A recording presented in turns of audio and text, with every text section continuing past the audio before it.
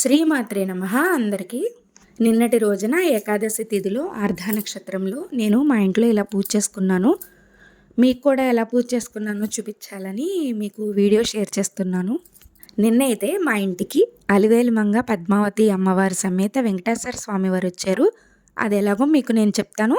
ఈ వీడియో పూర్తిగా చూడండి. ఏకాదశి ప్రసాదం స్వామివారికి ఎలా తయారు చేయాలో కూడా నేను ఈ వీడియోలో చూపించాను. చూడండి తప్పనిసరిగా అందరూ. నిన్నటి రోజున సూర్యోదయానికి ముందరగానే లేచాను. నేను ఫస్ట్ తులసికోట దగ్గర పూజ ప్రారంభించాను.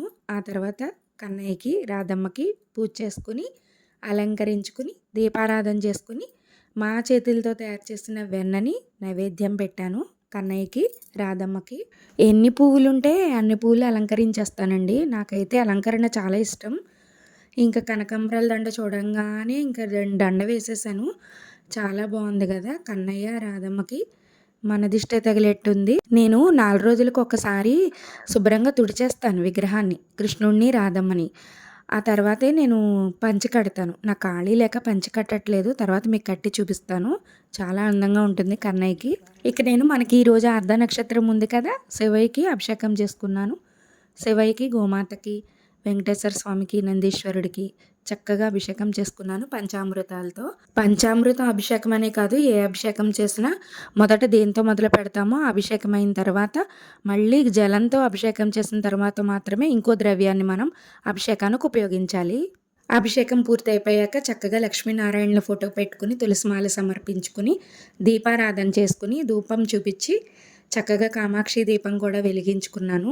శివునికి అభిషేకం పూర్తయ్యాక చందనంతోనే మనం పూర్తి చేయాలి. ఇప్పుడు మనం స్వామివారికి ఇష్టమైన ప్రసాదం ఎలా చేయాలో చూద్దాం, వచ్చేయండి. ఫస్ట్ స్టవ్ ఆన్ చేసుకుని ఒక పాన్ పెట్టుకుని దాంట్లో ఒక 3 స్పూన్స్ కౌగీ వేయండి, ఆవు నెయ్యి.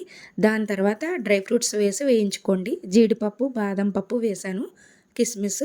ఇవి వేగిన తర్వాత ఒక పళ్ళెంలోకి సపరేట్ చేసేసుకోండి. దాని తర్వాత మళ్ళీ ఒక పాన్ పెట్టుకుని 2 గ్లాసులు నేను తీసుకున్నాను ప్రసాదానికి. 2 గ్లాసులు రవ్వకి, బొంబాయి రవ్వకి 4 గ్లాసులు వాటర్ పోయాలి, నీళ్ళు. దాని తర్వాత మనం బొంబాయి రవ్వ వేయించుకున్నాక సపరేట్ చేసుకుంటాం కదా, ఆ పళ్ళాన్ని ఖచ్చితంగా మనం నెయ్యి రాసుకుని లేదా ఆయిల్ అప్లై చేసుకునైన తర్వాత సపరేట్ చేసుకోండి.